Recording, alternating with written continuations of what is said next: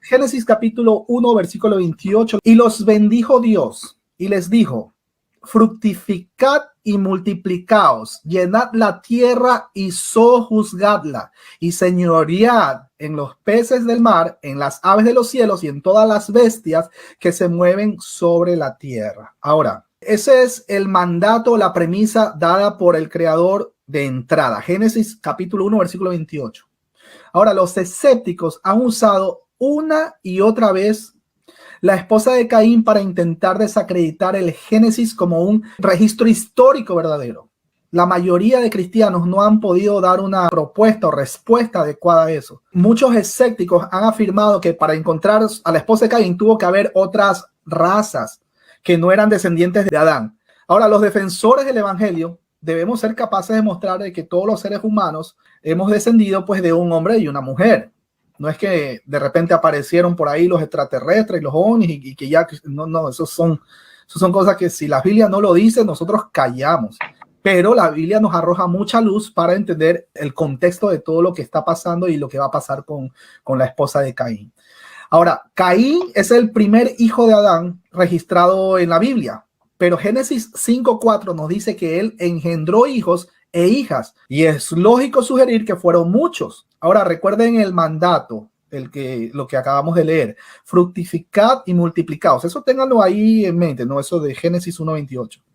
Al utilizar las escrituras sin ningún prejuicio personal o una idea preconcebida u otras ideas extrabíblicas, y regresando al principio, cuando solo existía una sola generación, los hermanos tuvieron que casarse entre ellos. Caso contrario, no hubiera habido generaciones. Demasiada gente rechaza a los hijos de Adán y Eva que se casaran entre sí, apelando a ¿qué? A la ley contra el matrimonio entre hermanos. La ley de prohibición solo fue dada, esto para que vayamos viendo por dónde va la situación. La ley de prohibición solo fue dada en Moisés o con Moisés en Levítico capítulo 18 y eso hasta el capítulo 20. Y recordamos que Abraham se casó con su hermana. Hoy, a este tiempo, no se permite el matrimonio por ley, porque sus hijos tienen un riesgo extremadamente alto al nacer con deformidades o con problemas genéticos. Y bueno, y todo causado por el pecado y la maldición que recayó sobre toda la raza humana después de la caída. Adán y Eva no tenían errores genéticos, pues Dios todo lo creó bueno en gran manera. Eso lo corroboramos en Génesis 1:31. Pero a causa del pecado entró la degradación, que lo leemos o lo corroboramos en Romanos 8:22. Algunos afirman que Génesis 4, versículos 16 y 17 fue específicamente a la tierra de Nod y encontró una esposa. Algunos dicen eso, pero este pasaje no dice eso, más bien dice conoció. Esto es un eufemismo para decir que tuvieron relaciones sexuales. Utilizando una de las herramientas de la hermenéutica, la gramática, nos damos cuenta que la palabra traducida como ciudad no significa necesariamente lo que hoy entendemos como ciudad.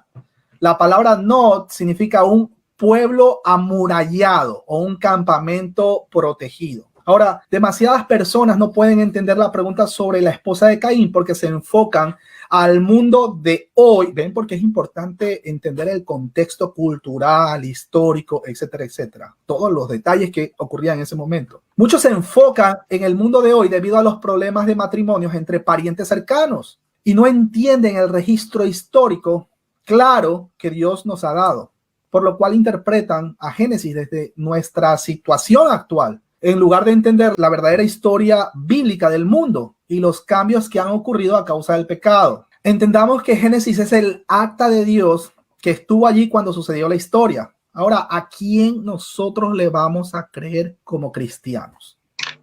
Caín se casó con una hermana, así de simple, pues eran los únicos descendientes de Adán y Eva en ese momento. Así que cuando usemos el Génesis como una base para comprender la historia, podemos captar el sentido de las preguntas que de otra manera serían un misterio. Por eso no dejemos que ideas externas o murmullos a las escrituras, pues para tomar una posición o incluso en algunos casos hacer hasta doctrinas. Aquí salta una pregunta que yo sé que mis hermanos van a tener esa pregunta ya en su cabeza. Si se casaron entre hermanos, lo cual sabemos que eso es conocido como incesto. ¿Por qué no fue incesto que Caín tomara a su hermana como esposa? ¿Por qué?